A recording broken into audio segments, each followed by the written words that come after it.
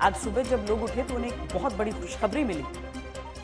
Qatar से भारतीयों की रिहाई की खबर से आज लोगों की आंखें खुली हैं। देश ने आज भारतीय कूटनीति के डंके की दस्तक साफ साफ सुनी। जिस कतर ने 8 भारतीयों को फांसी की सजा सुनाई, उनकी कैद से छूटकर 7 भारतीय घर लौट आए हैं। आखिर ये कैसे हुआ? कैसे प्रधानमंत्री मोदी और कतर के अमीर के बीच मुलाकात के 61 दिनों के अंदर भारतीय लौट आए?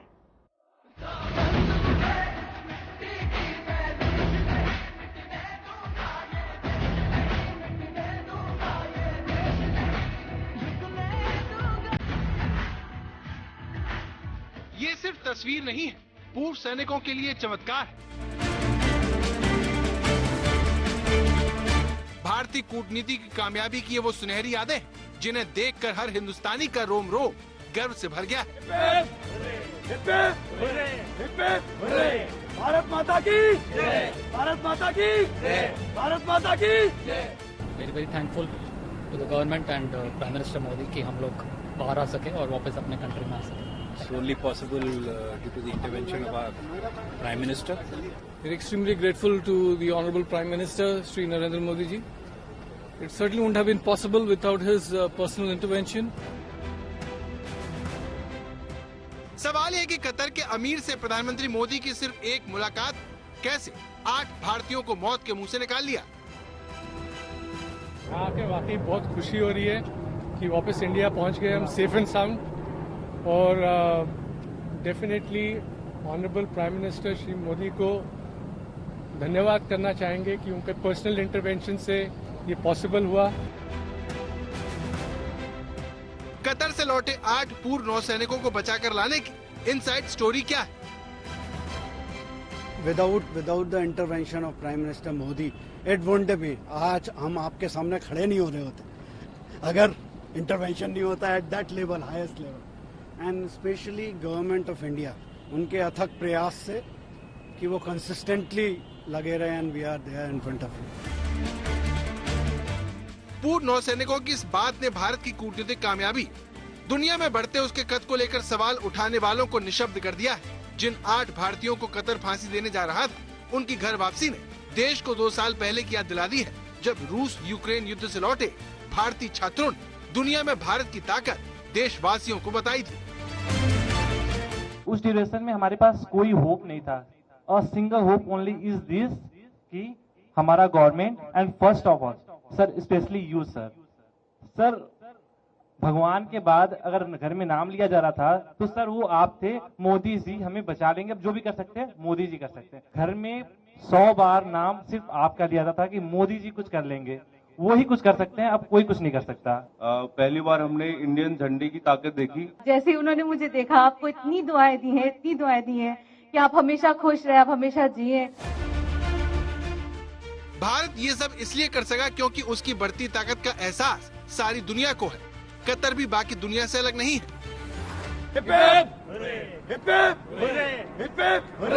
भारत माता की ये कहना चाहेंगे कि ये वाले दिन का हम बहुत दिनों से वेट कर रहे थे और प्राइम मिनिस्टर मोदी और उनका पर्सनल इंटरवेंशन, उनका इंटरेक्शन, और एक और मौका लेना चाहता हूं कि थैंक करूंगा अमीर को कतर के, जिनके उनके इंटरेक्शन के कारण आज हम यहाँ खड़े हैं, जिस दिन का हमें बहुत बेसब्री से इंतजार था। कतर के अमीर और प्रधानमंत्री मोदी के बीच रिश्ते अच्छे रहे हैं, इसीलिए जब कतर ने 8 भारतीयों को मौत की सजा सुनाई तो सभी हैरान रह गए, क्योंकि खुद प्रधानमंत्री मोदी ने कतर के अमीर को लेकर ये बड़ी बात कही थी। यहाँ के शासनकर्ता भी भारतीय समुदाय को बहुत प्यार करते हैं, उन पर एक बड़ा भरोसा है उनका, और मुझे विश्वास है कि उनके सामने जब भी कोई चीज रखते हैं तो उसका समाधान वो खोजते ही है।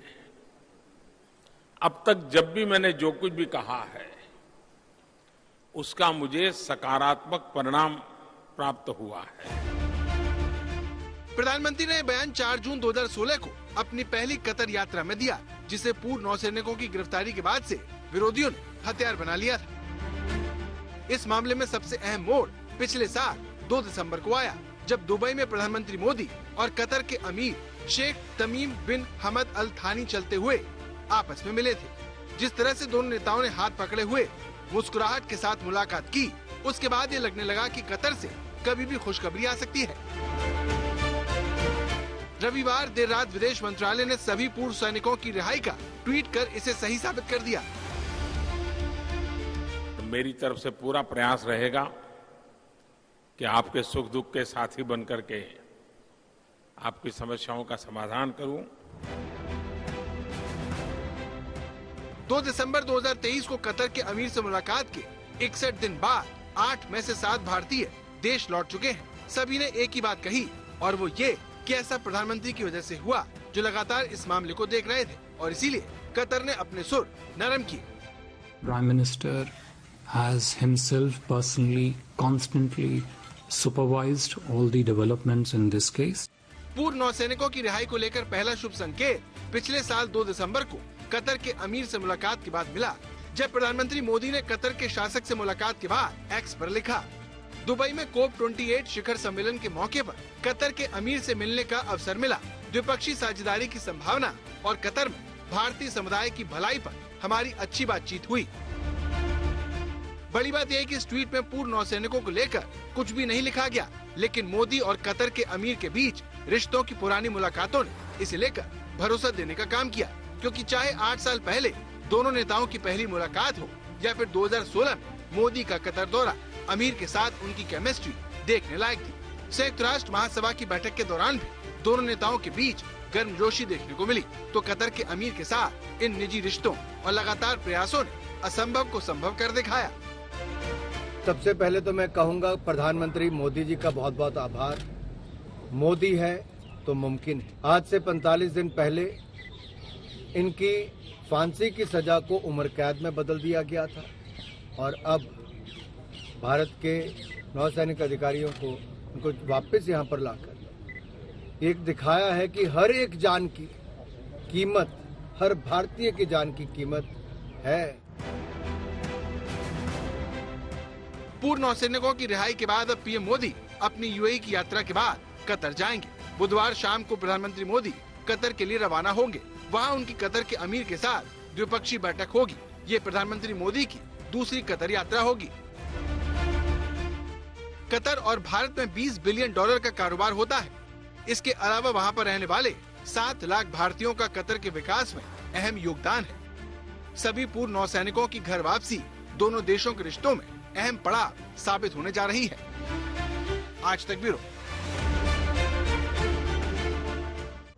कतर से लौटे भारतीयों को देखकर हर भारतीय गदगद है, लेकिन क्या मोदी सरकार की कूटनीति को लेकर भी जनता की यही राय है?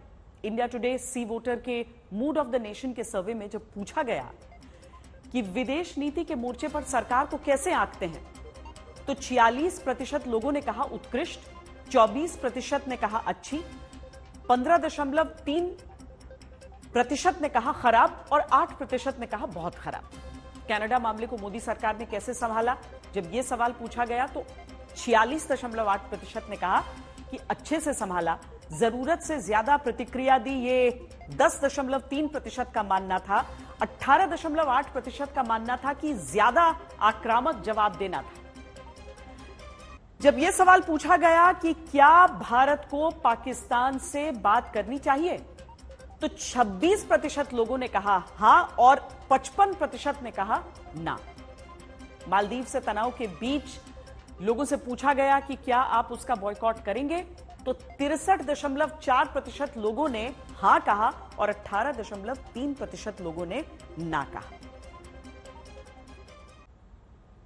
तो मोदी सरकार की कूटनीति राजनीति के हिसाब से भी काफी अहम है। कतर को लेकर मोदी सरकार की इस कूटनीतिक विजय की पड़ोसी देश पाकिस्तान में भी बहुत चर्चा हो रही है। वहां पूर्व राजदूत और भारत विरोधी भी भारत का लोहा मान रहे हैं। सर 24 तारीख को जब अटैक हुआ तो हमें लगा था कि हम यहाँ से अपने देश वापस नहीं जा पाएंगे, और सर 2 रात हम ऐसे गुजारे जैसे लगा है कि हम मौत को कितने करीब से देख चुके हैं। बट सर मुझे गर्व है कि मैं भारत देश का वासी हूँ और गर्व है मुझे यहाँ के सरकार पे, शराब पे। और सर सबसे ज्यादा गर्व मुझे महसूस होता है अपने तिरंगे पर। जब हम इवैक्यूएशन से आ रहे तो हमें ऐसी नोटिस मिली थी कि आप अपने बस के आगे और खिड़कियों पे तिरंगे को लगा दीजिए, ताकि जब रशियन आर्मी देखेगी तो आपके केवल तिरंगे से वो आपको टच भी नहीं करेगी। मोदी जी हमें बचा देंगे। 100 बार नाम सिर्फ आपका दिया था कि मोदी जी कुछ कर लेंगे। नागरिकों का अपनी सरकार पर ऐसा भरोसा अपने आप में बड़ी बात है। प्रधानमंत्री मोदी जहां निजी तौर पर इस मामले पर करीबी नजर बनाए हुए थे, तो कतर की जेल में बंद भारतीयों की रिहाई में विदेश मंत्री जयशंकर और राष्ट्रीय सुरक्षा सलाहकार अजीत डोभाल की भी बड़ी भूमिका थी। कूटनीति से जुड़ा मोर्चा जयशंकर ने संभाला। जयशंकर ने इन 8 भारतीयों के परिवारों से मुलाकात की। वहीं भारतीयों की रिहाई के लिए कतर के अधिकारियों के साथ बातचीत का सारा जिम्मा डोभाल के ऊपर था। प्रधानमंत्री मोदी की सलाह पर एनएसए ने कतर के अधिकारियों के साथ कई दौर की बातचीत की। बताया जाता है कि फांसी की सजा के फैसले के बाद डोभाल 2-3 बार दोहा भी गए थे। मिडिल ईस्ट में यूएई और सऊदी अरब से भारत के बेहद करीबी रिश्ते हैं, जबकि कतर के साथ दोनों की नहीं बनती। वहीं भारत के साथ कतर के रिश्ते अच्छे रहे हैं, जिस पर पूर्व नौसैनिकों की रिहाई ने मोहर लगा दी है। कतर के साथ भारत की $78 बिलियन यानी 6,47,000 करोड़ रुपए की एलएनजी डील भी सुर्खियों में है। एलएनजी का इस्तेमाल बिजली उर्वरक बनाने और इसे सीएनजी में बदलने के लिए किया जाता है। कतर से भारत 2048 तक एलएनजी खरीदेगा। सबसे बड़ी बात यह है कि ये करार वर्तमान समझौते से काफी कम कीमत पर किया गया, जिससे 49,000 करोड़ रुपए से ज्यादा की बचत होने की उम्मीद है। कतर गैस का उत्पादन बढ़ाना चाहता है, वहीं भारत नेट जीरो कार्बन उत्सर्जन का लक्ष्य लेकर आगे चल रहा है, जिसके लिए वो प्राकृतिक गैस के इस्तेमाल को 6% से बढ़ाकर 2030 तक 15% करना चाहता है। भारत के इस लक्ष्य में कतर का अहम रोल है, जहां से वो बाहर से आने वाली एलएनजी का आधे से ज्यादा आयात करता है। आज तक ब्यूरो।